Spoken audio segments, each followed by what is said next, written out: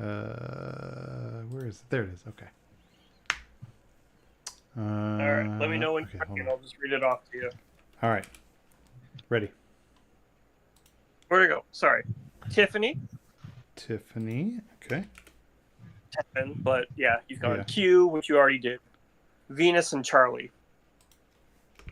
Who said it first? Because I don't want all these points to go to Brian. Q said it first, but this is just, I'm sorry, this is just the way that it goes. I'm not getting any benefit from this, but... Yeah, you got 1 point back. You have Tiffany. No, I didn't. Oh, Tiffany? Oh, I didn't know that. Tiffany. Yeah. Cool. All right, well, it's fine. I mean, look, I'm getting 1, but yeah, all right. Tiffany, Tevin, Q, Venus, Charlie all said hide and seek, and Jeff, but... Nobody has Jeff actually, yet. No, Jeff didn't. Yeah, also, now that I think about it, he didn't say it, so it's fine. I mean, you might have said it back to them if they were talking about I think he repeated it once he heard it. Yeah. Or maybe he just laughed. I don't know. Yeah.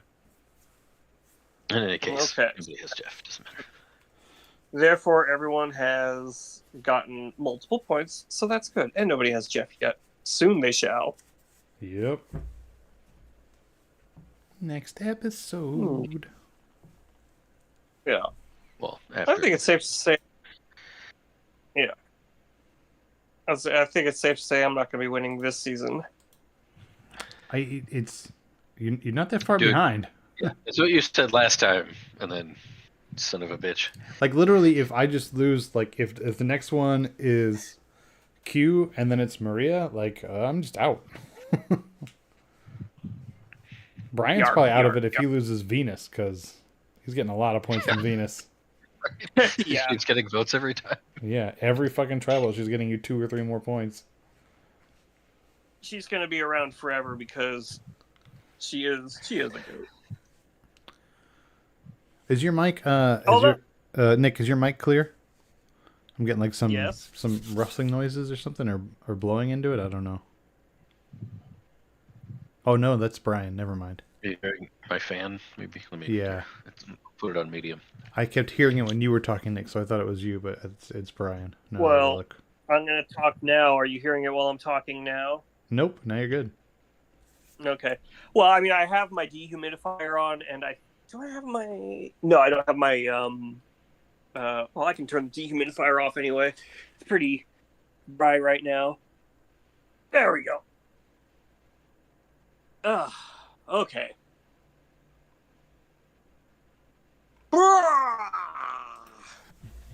Excuse me. I'm actually going to have to remember to edit that part out. Oh, because we were talking about the episode a little bit before all of this, so I'll keep a lot of that in. But anyway, I mean, we had some good points. That's all that matters. Anyway. Did turning the fan down help? Is that better? Yes, that is better. Thank you. I imagine because I can't feel it nearly as much. So. Yeah. Well, it's actually not that bad if you keep it on because noise reduction cures a lot of problems. But I mean, if it's annoying, then that's why I want you to stop. It's annoying. Oh yeah, that's true. I should stop talking then. Fine, whatever. Okay, anyway, welcome to Outwit Play Outcasts, our podcast on the Night of the Living Geeks Network. I am your host, Nick, and we're going to be talking about season 46, episode 8, Hide and Seek. I knew I could remember it. You know what's funny? So, okay, I uploaded the last episode. Last episode was episode several. Mm-hmm. And then, so I typed in the file name, was it OOS 46E07, and 4607, whatever. It was 4606, but we released an episode. That is weird. Yeah, it just, because what I'll do... It's in my feed. Yeah, it's in there somewhere. I don't know what we did, but it's not showing. I don't know. That's funny as hell, right? Yeah, we have episode 5, which is, I forget the name. Oh, it's called Dad Stuff. And then there was an episode after that, but I don't see it when I was trying to do it. But whatever. Things happen. As long as you guys listened to it and played it, that's all that matters. You got us our 0.0001 cent from Spotify or whatever you're using to play this. Oh, yeah, it's not on the website either. Huh. Yeah, I don't know. It's so weird. But we recorded it, and I definitely uploaded it and did all that stuff. So I don't know what happened. If we miss an episode, well, just things happen. But we definitely recorded it. I definitely uploaded it. I remember submitting it because it was late, and I was like, nope, I'm going to do this. I'm not going to bed until I have it done. So, whatever's. Oh, now that I'm here, I'm realizing we've done 228 episodes. Jesus Christ, that's sad. You know what season we started with?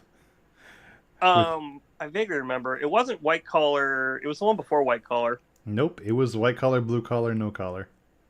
One of the worst seasons ever. That's when we started.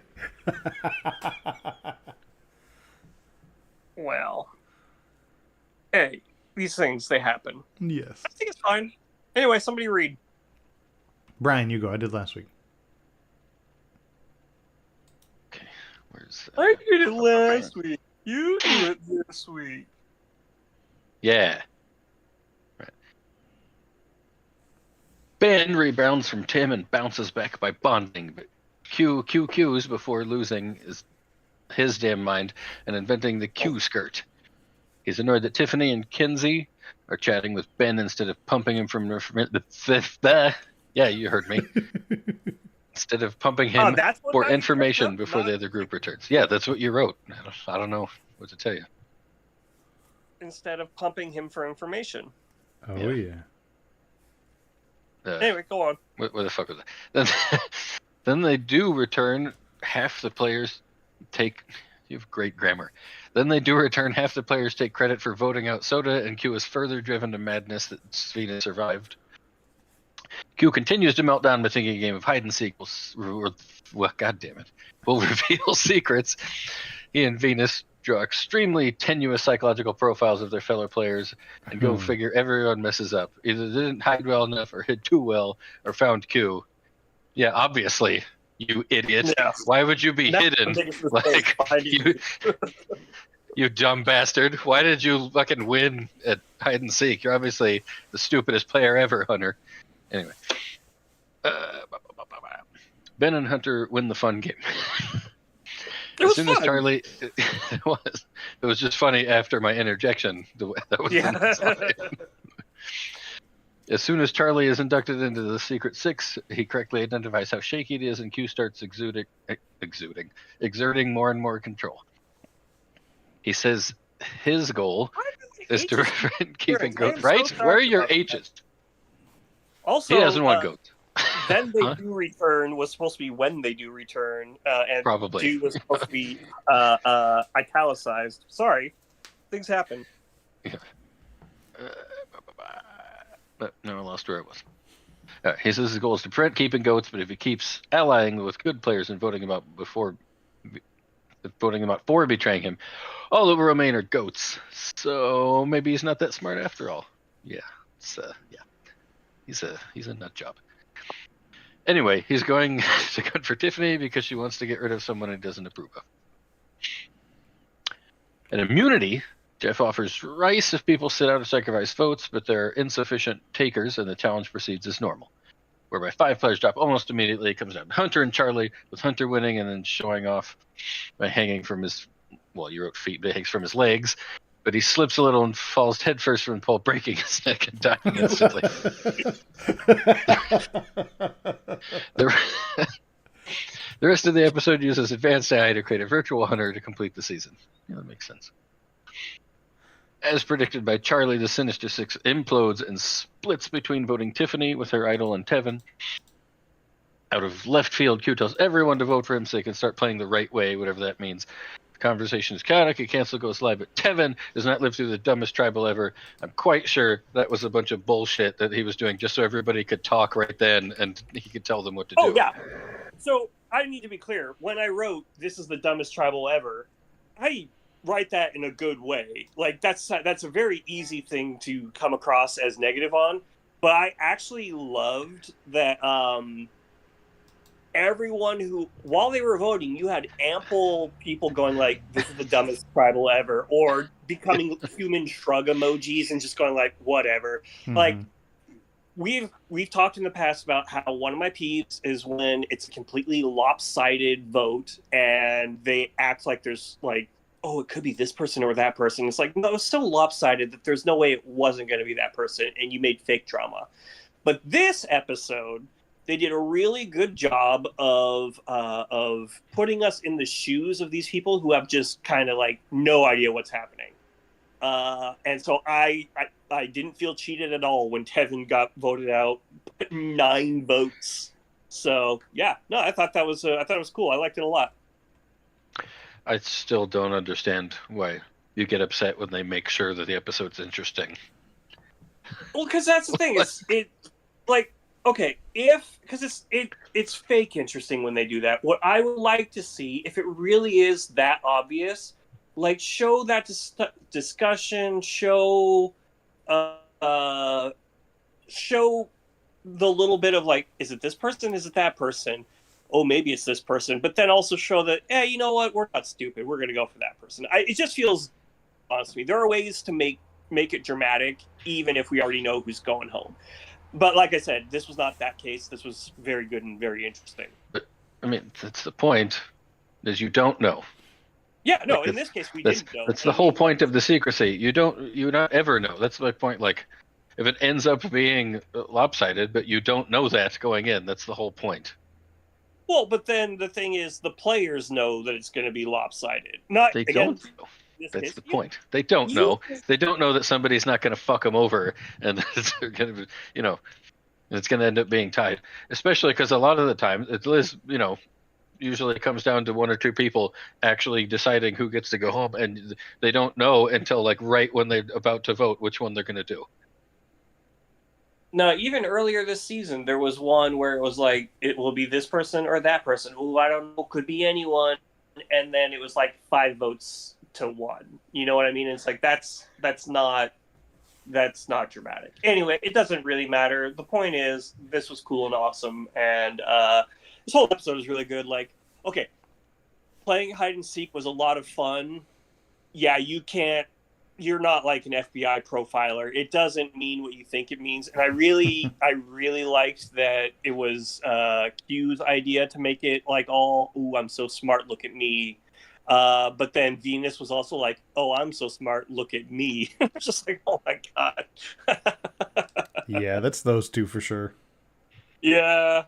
Venus is starting to become my favorite, and it's purely because she's getting away with everything with zero comeuppance. Like I said last time, she was convinced that this was her idea, and you guys were like, no, she doesn't think it's her idea. So what happens when they get back from tribal council? She's like, it was all my idea. And then Liz, it was all my idea. And Tevin, it was all my idea. But of course, now she's going to be like, yeah, I was the mastermind behind getting Tevin out on this one. And it's like, no, everybody agreed with you. Yeah. I just like that she's getting away with it. Like, if she had gotten like she's becoming a fun villain. Like, she is becoming a fun villain because she isn't evil and she isn't cheating or doing anything. But she's like, she's not nearly as smart as she thinks she is. Just like Q, as a matter of fact. But she's getting away with it, and that's what's important. I'm afraid for Venus. I'm afraid that like she's gonna get to Final Tribal, and she's gonna have some delusion in her head that she was the sole orchestrator of all of this. And at Final Tribal, I'm afraid for her that she's just gonna make a massive fool of herself. Yeah, and isn't that gonna be fun? No, I mean, I don't know. I don't really want that. There's some people you'd kind of want that for, but I don't really want that for her. I feel like she's trying her best. Like, it's one of those, like that Southern thing, like, oh, bless your heart, you know? Like, she's really trying her best out there, but she's just not, like, nobody has ever wanted to talk to her in her tribe, and after the merge, nobody ever wanted to talk to her again. And I feel bad for those players. Yeah, there's always one of those. One time, there's no reason that nobody wants to work with them, but everyone absolutely refuses to the entire season. Yeah. Well, she did. They don't want to work with her because she's confrontational. Yeah. Well, yeah, but I mean, normally there's no reason whatsoever. Well, I shouldn't say confrontational. She's very direct. Yeah, and very aggressive. Which well, wait. Let's use the word that I mean. Aggressive is a good word for it, but also assertive. Like, she did one of my favorite things that I've ever seen. in this episode, which is when Hunter and the other folks are talking. She and her folks are outside of it looking in, and she just says, there's no rule that says I can't go there. Yeah. And so she just goes and says, like, hey guys, let's talk. And it's like, same thing with, like, Hunter is one of my favorite players, even though he's actually, like, he's getting a little bit boring and bland, but I like him as a person and how he's playing some of this, even though he's now dead. Rest in peace, Hunter. But I like that. What I like about her is that she's just like, yeah, I don't care about any of this. Or the last episode, as I was saying, she went to Hunter when he was looking for the thing, and she just was like, I'm just gonna stand by him because he won't do anything when I'm near him. And it's just kind of like, well, why would I let him get away with it? It's just like, that was so smart and so funny. Yeah, she's the kind of person who, just by being in somebody's space, gets accused of being aggressive. Like, or being like, she just by Hunter, and she wasn't like being particularly nice, but she wasn't being particularly shitty. And like today, she went over and made a statement, and it's abrupt, but it's not like mean. Just like, hey, sun's going down. We all got shit to talk about. Can we like split this up a little bit and move things forward? It's like, let's move it along. You guys have had long enough to talk about who you want to get rid of. Now let's go. Yeah. It helps in that specific case. Like, I feel like if she felt more vulnerable, that she would not have done that. But, she was talking to Liz and said, hey, we've got the numbers right. And they all said, yeah. And so she's just like, all right, cool. And that emboldened her to go do the thing. Yeah, she's not a perfect player. The reason I say I don't want her to be embarrassed. But I do want to see that moment where her delusion isn't even really the right word, because as we've seen, she may think that so how do I want to put this? She is making moves, but the thing is, multiple people are making the same move. Like, they didn't vote out Soda because she said we should vote out Soda. She said she could do the parallel thinking, if that makes sense. So I want to be there, or I want to see it when this person who is clearly intelligent finds out, oh, I'm not as smart as I thought I was. I'm smart, but I'm not a genius. And I want to see how she handles that. Yeah, I don't think she's going to handle that well. That's what I'm worried about. But, I mean, it's still not like voting out Soda. She's like, yeah, that was me. I'm like, again, it still was her idea. It doesn't matter if other people also had the same idea. She's not wrong. It was her idea to get her out. I mean, she's not, but it's more like when Soda was like, it was you, wasn't it? And then she takes credit, and it's like, she's not wrong, but she's taking sole credit. I think she believes she's the sole orchestrator. Yeah. Right? And then, that rightfully rubs the wrong way the other people who also had the same idea or had parallel plans, it's just, it's like you're in an office, you're in a meeting, and somebody takes credit for the whole fucking project. Like, fuck you. I worked on this too, It's the same concept, and it rightfully rubs people the wrong way. It's just, I think, in this context, there's a little bit more derision pointed her way by the other players. Yeah. Oops, sorry, made a loud noise there. No, I like that, and all right, I'm gonna miss Tevin. I thought he was a really fun and interesting player. The way, like, his reactions were great. Like, the way he was talking to Charlie as Venus was saying, "Oh yeah, I engineered that first blindside," and Tevin said to Charlie, "It's like, we're gonna let her have this one for the night," that sort of thing. Just like, oh, that was really good. Like, yeah. I liked him. Or the whistling, like, I don't know, I still don't know what was up with that, but that was precious. Yeah, I do. I like him. I'll miss him as well. Yeah, he's somebody I would like to see come back. Like, we've had this question a couple of times, and usually the answer is, nobody really, or maybe this person. But Tevin is someone who I would definitely like to see come back. Yeah, I mean, a lot of times you get the social everybody's friend player, but then that player also doesn't do a lot of the backstabby kind of things, or want to take out their ally, or they're missing that little bit of edge that you need to play the game at the other level. And he was interesting because he did those both, right? Like he was playing a super social game, super likable, super outgoing, and as soon as the merge came, was willing to vote out his number one, which in retrospect might not have been the best play in the world, but like the willingness to make that move and to do these kinds of discussions that we often don't see these very social players doing. Like, because a lot of times the social connect with you player is also the you can trust me player, and he wasn't interested in the you can trust me part. Yeah. I think he was interested in the you can trust me part because it allowed him to make backstabs. Yeah. As opposed to just going along with, I'm going to go along with the group, going to go along with the six. So yeah.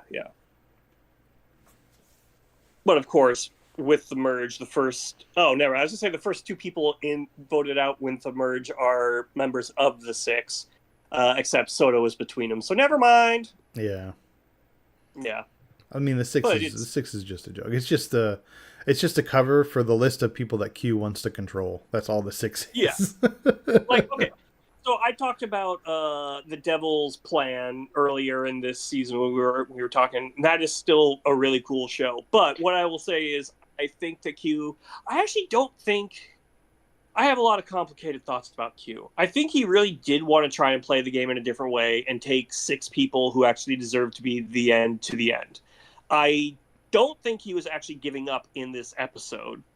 However, like I said when I was writing it, that, look, if you get rid of Tim because he can't be trusted, because he wants to get rid of, he wanted to get rid of good players to get rid of or to keep goats. Well, you're getting rid of Tim and you're leaving a goat. If you get rid of Tiffany, which is what he said he wanted to do because she wanted to get rid of a good player to keep a goat, then you're keeping a goat. And so you're going to get to the end, Q, and you're only going to be facing goats. And so I know you don't want to do it, but like you got to see that problem. And the reason I brought up Devil's Plan is because there was that player in there who's trying to make an alliance of mediocre players. And in so doing, he ejected a couple of really good players. And it's just like, well, congratulations, dude. You just made sure that you could beat anyone who's still in the game. Yeah, I think more that implies some kind of lack of awareness. I think his lack of awareness is more that he's fucking hypocritical. Yeah. Right? Like he says in Confessional, like, the great thing about the six is that as soon as you propose a name in the sixth, then that gives me free reign to target you too. And it's like, but you're just wanting to vote them out for the exact same fucking thing. Yeah. Like what? Like Tiffany's just making a suggestion to make a conversation because this is Survivor and you got to talk about all available options. But instead, Q's like, cut her out. But it's like, no, you just like. Q's allowed to do it. Nobody else is. Yeah, and it's like, so the reason I have complicated thoughts towards him is because I remember the first two episodes really, where he seemed, a little intense but sane and normal for the most part, right? Yeah. But as they kept losing and losing and losing and not getting any food and just having to exist in a state of paranoia, I'm like, oh yeah, so he's not acting rationally right now. He thinks he's acting rationally, but he's clearly lost his damn mind and won't get it back. Like he could have a nice dinner right now and a great night's sleep, and he would be better, but he would still be a crazy man. It's going to take him a while to get outside of the game. He'll be fine. I'm sure he's fine right now. Like that's the thing is right now he's operating on Q logic, and that Q logic has been skewed by lack of food and paranoia, essentially. So even though, like, I'm sure he's in real life or even earlier in the game, I'm sure he's more willing to work with people, but that hunger and paranoia is playing up the worst aspect of him. And again, I'm speculating at this point. I don't know. Maybe he is just that commanding and controlling or whatever. But that's my point, is like, he's not playing the way that he wants to play. He thinks he is. It's like someone who's off their medication. They think they're fine, but they don't realize they're absolutely not. Yeah. And so that's why I have those complicated feelings. Like, I think it'd be smart of them to just cut him loose at this point. I mean, I think they're definitely gonna have the discussion next week after this. Yeah. Like Yeah. Go, Brian. Well, I was like on board. I was like, God, why don't they fucking just get rid of him? Like, it's very obvious that he's in control, and they're all just letting him be in control. And then until he did that shit at Tribal, and I was like, okay, definitely don't vote him out now. Fuck him. Yeah. Well, okay, so like I said, I don't think he meant to, I don't think he intended to quit. I think that his plan was just to cause chaos. And so we have this, we had Jem earlier, you know me, I love a Chaos Goblin. And Jem had that goblin in her. But Q just doesn't have the joy. It doesn't seem fun for him when he causes chaos like that. It seems dramatic, and it worked, but it's just not fun. Yeah, I mean, I think he said somewhere in the episode that like his strategy for this season is to be in control of every single vote. Mm-hmm. Good luck.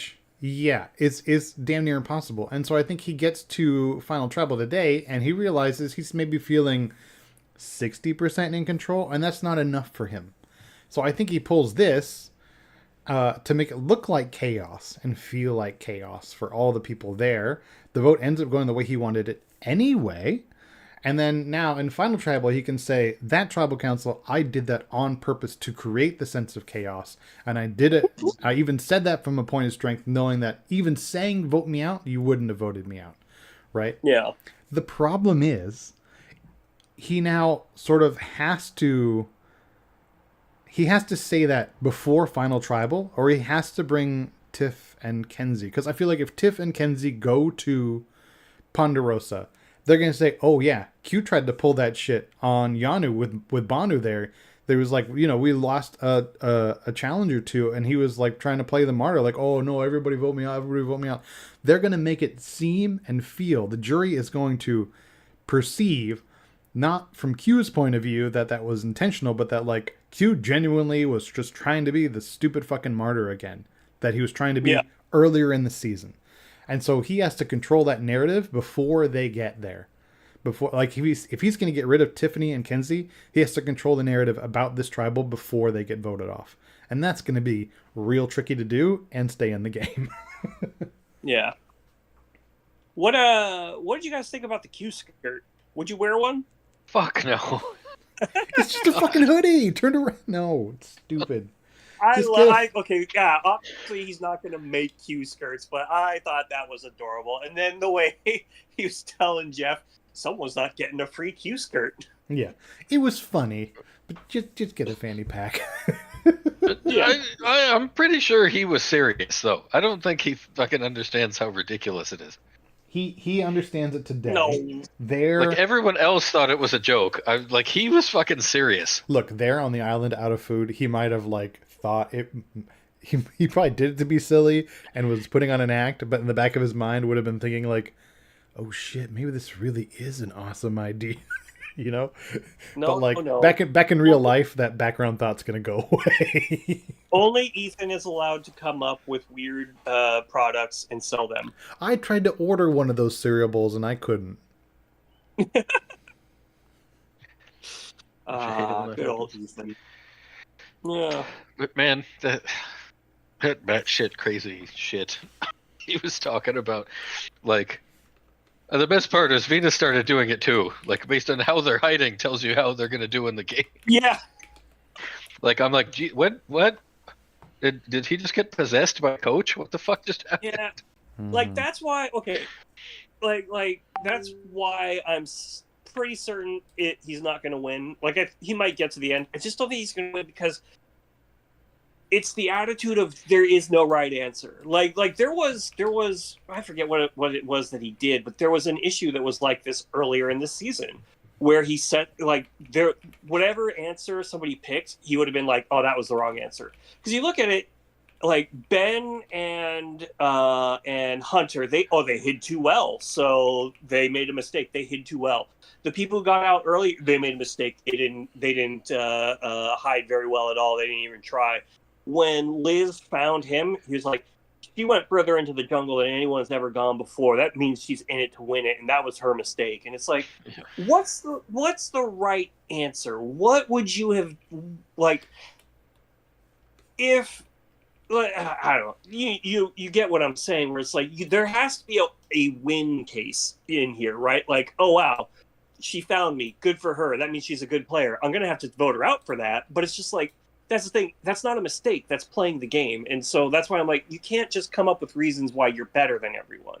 There has to be a win scenario.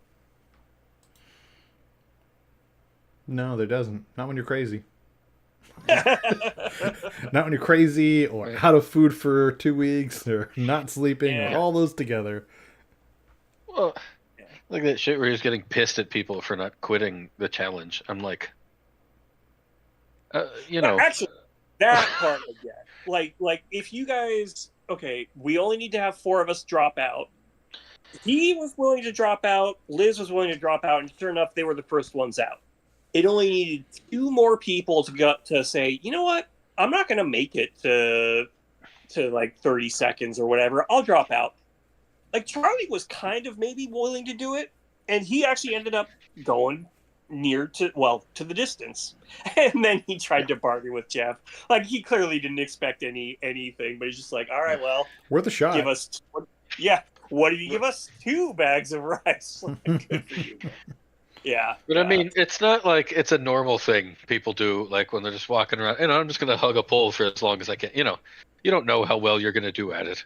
But there, you have some. But, I mean, idea. Knowing that Hunter was likely going to be your biggest competition should have been obvious.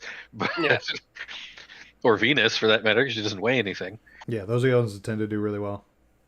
Yeah. Charlie was the other one. Like even if he hadn't have done well, like if he had gone out in the first minute and a half, I would have been like, all right, no problem. I'm glad that he tried it, because for him, it honestly seemed like he just wanted it to be fun. He was just like, oh, yeah, this is a classic challenge. I want to participate.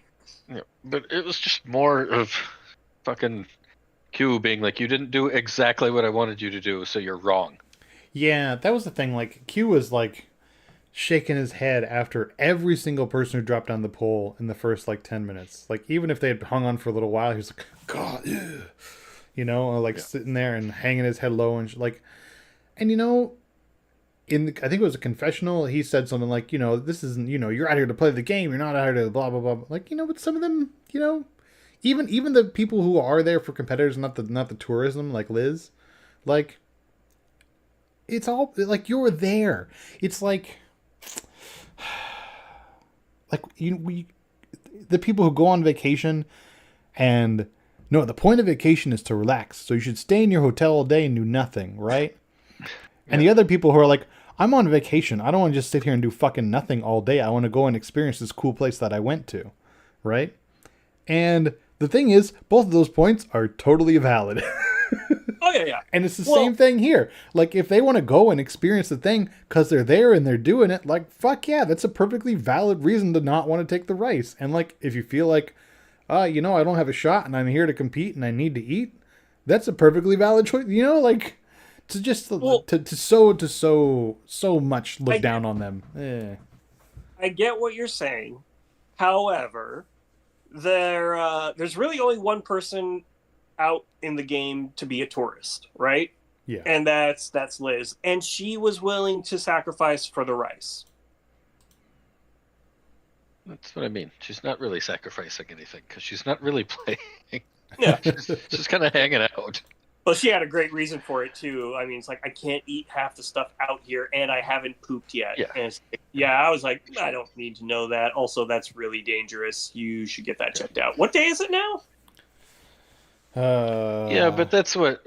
Remember back in season 2? That's what Colby said when they had the family visit, and they'd already been out there for 35 days. So... yeah. Well, anyway, point being, she definitely had a reason to go, or to sit that one out, and Q definitely had a reason because he knew he wasn't going to be able to win. No, he said that last week, like he's losing them on purpose. He could have won this one, but he jumped down on purpose. No, this one he could. That last one, he did not. You know what I mean? That was delusion. But this, he was like, yeah, that's why he opt or choke. Not he didn't choose to opt out, but he was like, all right, I will. I'll sacrifice myself. They just needed two other people. And like, okay, Tiffany, do you think she was going to win? Kenzie, do you think she was going to win? They could have all done that, and then they would have had Rice. And yeah, I don't know. That's all I'm saying. I don't think Q was that out of bounds with this one. It's not a normal thing they were doing. Like, you don't know if you're going to be able to win that. I'm willing to bet $100 that this is something Hunter practiced before he came. And he knew exactly how long he'd be able to do it. How long did he last? He lasted about 20 minutes? No, they lasted 20 minutes.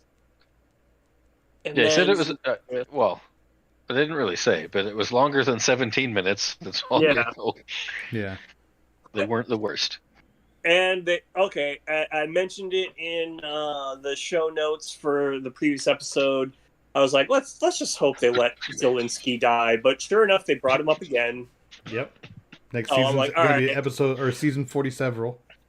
Yeah. I wonder if they can't. I'm like, legally they can't do that. Well, legally they could, obviously, but they would have to pay him, I'm sure. It's like, we don't want to do that. They wouldn't have to pay him. He doesn't. It's not trademarked. Like, creator credit. It was just a dumb thing he said. It doesn't matter. It's not. No, it's creator credit. It's the reason why Tom Paris was Tom Paris in Star Trek Voyager and not Nick Locarno. Locarno, rather. Locarno is the former mayor of San Jose. No, not Nick Locarno, even though he played Nick Locarno in that episode, and they both have the same tragic backstory. They had to change the name because they would have had to pay the creator of that character every episode Tom Paris was in. That's not the same thing, though. It's not. He didn't create. That was just him being stupid. He didn't create anything. It's not important. I just like sharing that Star Trek. The point is, the problem shit with this, where they always do this when he offers them rice and they want people to quit, is I don't know why nobody ever thinks to just say out loud that they're so afraid to look like they're so afraid to step down because they think it makes them look too cocky. I don't know why they're so afraid to just say, I'm not doing it because I know I'm not going to win. Why are they so afraid to admit that? It solves that problem really fucking fast. No, you've had players do it before. No problem. It's just nobody has ever said that. I know, but they do it eventually, and they're like, "Oh, I'm making a sacrifice." They don't ever just admit they think they didn't have any chance of winning. I know, but I mean, you can never look like you want to give up, because then, it's the same reason for so many of the questions why people do what they do in this game. Like, it's just for perception, and you don't want to give everybody else even a small reason to vote you out, right? Because then you go back and he said, dude, it was. What are you talking about? It's they've merged. They're not going to vote you out for thinking you're shitty at challenges. That's not. Yeah, that's why they keep you. I gotta go with Brian on this one. If somebody were to say, you know what, I'm in it to win it for the game, but I know I'm not going to win this challenge. I got the upper body strength of an infant, and I'm just going to volunteer to sit out of this for food. That sort of thing. Yeah. You could nobody would be like, oh well, that's an obvious power move. He's so cocky. No. You get that. Yeah. If anything, they might say, "Oh, he's trying to be a goat," but even then, they won't. Yeah, no. Yeah, I don't know. If I was out there, that was the challenge. I would look at that thing and be like, "Gripping things is so not my strong point. I'll bow out." I mean, I would be like Sandra out there and just opt out of as much as I could. It's fine. Just no, good. I mean, I can pull a Jeff. I'm like, I could have lasted more than 20 seconds, but I don't think I could win. Exactly. It's kind of so you remember way back in the first season, the final thing was that it was 3 people holding on to something in the water, and Rich just said I'm not going to win, so I'm just going to jump out and you guys can decide. And so, he was out there for an hour and he realized, I'm not going to win. I'm just going to get some oranges from Jeff. and he just jumped out. It's like, yeah, that worked really well. I do think that just being able to, sometimes just being realistic and being like, I stand a chance in this one, but there's still a lot of people, and that guy over there, I'm pretty sure he's going to win. So yeah, I'll just take some rice. Sure, why not? Or I still think about Cook Islands, where everyone was so hungry, and there were only like 3 people who needed. Maybe it wasn't Cook Islands. It doesn't matter. It was the season with Shane and Suri anyway, where the challenge really became: how much can you eat before the end of this challenge? And yeah, I love that challenge. I have no idea who Shane is. He was I know who Shane is. Just he was there like 4 times. But... Oh yeah, because Suri rules, and congratulations to her for winning the first season of The Traitors. But Shane was a pretty decent dude, but he was another smoker who who went out there and rapidly detox, and it caused him to go insane. Yeah. Anyways, I think I remember that now that you talk about it. Yeah. No, I still don't. He was like he wasn't a Hollywood producer, but he had like some high powered job. And so he was like, I'm not under stress. I usually smoke a whole bunch and drink a bunch of coffee. I'm quitting all of that right now. So he would just snap and bark at people and then go off and apologize to them. Say like, hey, I didn't mean that. That's just the lack of coffee talking. Isn't memory fun? Because like I had no problem remembering something Colby said in season 2, and I have no idea who you're talking about. Yeah. You know, other than 3, it was not that memorable of a season, so you're forgiven for not remembering that. All right, what else is there? People got to have other talking points. I found the correct website to buy the Crunchable. It's 2 for $25. I'm gonna get some. So I'm just curious: is that an actual like Ethan Zahn branded Crunch Bowl, or is that somebody who saw that and realized, oh, it's not real? So, or you know what I mean? He never made it, so I'm gonna make my own version. No, it's his face on the homepage. Good for him. A video of him talking about the Crunch Bowl. Oh, that's great. I remember. Yeah, I don't remember who he is either. So, I never saw that. I never saw his original season that he won, but when he was on All the Star. winner, Ethan. Okay, I know who that is. Yeah, and he was on Survivor All Star, which I'm really surprised was only season 7, but then he was on Loveline because this was back when that was still a cultural force, and he was talking about his bowl way back then. So that was like 2003. You know what I mean? He's talking about that. So 20 years later, he's making the Crunch Bowl. Way to live the dream, Ethan. Nick, when's your birthday? Oh my God, I'm not even telling you now. I don't want it. Do you like blue or green? Holy shit. I would give me a green one. I refuse it, but I will accept it if it shows up in my my mailbox or whatever. Like you're helping me get free. You're helping me get free shipping is what you're doing. Oh my God. Okay. Well, thanks. I guess. You're welcome. I want to say a big you're welcome to Ethan Zahn for selling anywhere from 2 to 6 Crunch Bowls just now. Okay. Does anyone have anything else to say about this episode before we move on to fantasy? Brian? No. Okay. Usually we talk over you, so that's the one I want to make sure. I know. That's usually when I say stuff is right when you say that. I know. But instead we're going to go right into fantasy. We didn't have any bets resolved, but we had Tevin knocked out of 2 of them. One was Brian, you had Tevin for the touchy-feely Deadpool, which felt like it would have been a good bet, but he never said something about how he was there for the journey or the experience. No, he was there to play. He was there to play. Yeah. He was also in the $1 million Deadpool. I had him for the $1 million Deadpool, and I thought for sure that'd be a good choice there too. But no, he did say that. That was last week. We resolved this bet. Why is it still on here? Yeah, I'm like, wait a minute. Yeah. What the hell? I got those points from Tevin. You got him last week, though. I thought you gave him to. Yeah, I did get him last week. Oh, I'm moving that. I fucked that up. Well. And we're the other bet we're close on is our Jeff Hugger bet. We're at the 1.5 or over under at 1.5 So far we got one. I thought Tevin might be a hugger on the way out, but no luck. We only need one more hug and I'll win that bet. If you want to see all of our other bets, you can go to Outwit, Outplay, Outcast.com. On the left, if you click on the link that says Fantasy, it brings up all of our bets and our scoring. Nick, you came into the week last with 40 points, and you had Tevin, Tiffany, and Hunter. Tevin got you 0 for being eliminated. You got 2 from Tiffany because she said the episode title and survived Tribal. You got 3 from Hunter because he survived Tribal and won that immunity challenge. So that is 5 onto your 40, giving you 45. Brian, you came into the week in second with Kenzie, Charlie, and Venus. Kenzie got you 1 point for surviving. Charlie got you 2 points because he also said the episode title. And Venus got you 4 points because she said the episode title, survived, and she survived 2 votes cast against her. Venus is an all-star for you because she's kind of getting votes, but living through them. You want to get the player that kind of rides that line because it's a little bit like playing with fire.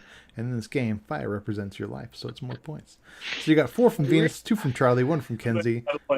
That's what? Sorry, What? My point. I really wish we had thought to do this earlier, but I would like to see what percentage of Brian's points have come from Venus. Oh, I could go back and do that on the. Yeah, I got version history. I can look that up. Oh, hell yeah. Do that. We'll do that in the next one. Just, I'm curious. It's probably, now I look at it, like Kenzie went to council a bunch, and Charlie, he's probably not given too many points, but I would not be surprised if she's 50% of your points, period. Because you had her from the beginning, right? Yeah. She's probably 50%. You have 50 points, and she got you 4 this week, so she's almost at 10% just right now. This week. Wow. So that's 7 onto your 43, giving you 50. I came into the weekend first with 49 points. I had Q, Ben, and Maria. Ben and Maria only got me 1 point because all they did was survive. Q got me 1 more point for saying the episode title. So that's 4 onto my 49, giving me 53. So I'm still in the lead, but I'm losing my grip. I got 53. Brian, you got 50. Nick, you got 45. And unfortunately, you don't have a choice on who you're adding. With Tevin gone, there's only one person on the waiver wire, so you get Liz. Yep. Unless you would rather have Jeff. I don't know. No. Liz can actually do stuff. All right. I'm going to tell Jeff you said that. Jeff can hang up there longer than Liz did. Yeah. You won't get points for it. That was unwarranted. All right. Man, well, and that's a 60-year-old man, is all I'm saying. He's 60? Yeah. He's in good shape? Well, sorry. Well, he's in okay shape, and I'm sure he's had enough money injected into his face and veins. Oh, yeah. I'm sure he's dyeing his hair, too. Yeah. He's far from the young man who was on Personal FX back in the FX Loft days. Oh, I thought you were going to say something about Rock and Roll Jeopardy. Oh, I didn't know he was on that. Yeah, he was the host. What year was that? A long time ago. It was on VH1. Was it? Okay, because I'm sure the FX Loft was like 1995, 1996. So I'm just trying to figure out if it was probably before. after that. No, it was 6 seasons, but it started in '98. So. Wow. Oh, so he was on that even while he was doing this. Oh yeah, no, they probably changed hosts. I don't know, but well, we just learned a brand new lesson, and we're going to take that lesson to heart, and we're gonna think on that and pray on that for the next 7 days, and we'll get back to you with our findings on the next episode of Outwit, Outplay, Outcast, the Survivor podcast on the Now Living Geeks Network. Goodbye. Hooray. We so did Venus only represents 26% of Brian's total points. 26? Is that it? Yes, because you're forgetting for the first 4 episodes, Nami won immunity and then was never on screen, never part of tribal, and in the tribal section, going to tribal councils worth 3 points. So Kenzie was significantly larger portion of his points than anybody else. Wow. Because Kenzie was going to tribal every time, and there's a couple votes that she did dodge. Do you know how many points has Kenzie gotten him? Oh, I don't know. I have to go back through it. But all these ones that are 1s for Venus would be then 3 for Kenzie. There's Kenzie here. Yeah, 5 points here. She survived tribal council, won a reward, said the episode title. Well, I'll be damned. Oh, and then there's the week that she won immunity. Oh yeah, she won immunity too. Wow. Okay, right yeah. at So the end she's. there. Oh. Okay, All so right, he was doing both shows at the same time because he was the host of Rock and Roll Jeopardy from '99 to 2001. What even was Rock and Roll Jeopardy? I've never Well, it was just Jeopardy, but all the questions are about rock music, and I think they only had celebrities on there. So. Oh, and you said it was VH1. So let's see, what was it even on? Okay. All right. Well, I'm gonna go to bed because I got to go visit an Amazon facility tomorrow. Hooray! Hooray! We're doing a tour. Kenzie represents 42% of your votes. Of your points. How does she have that many more? Kenzie is overrepresented. So that means 42%. That means she's given him 21 points. Yeah. That's right. Good quick Yeah. math. Yeah. Well, yeah. Easy to figure out. Yeah, 50. I know. Yeah. So wait. So she's 42%, and Venus is what? 26. So the other one, he's changed a couple times. So what's left there? Well, I changed once. I went from Jim to Charlie. Yeah, so it's 32%. Yeah, the other ones, that's like right on the nose. So I really wish Jem was still in this. She would be causing trouble. Okay, anyway, I'm gonna go bye. Good night.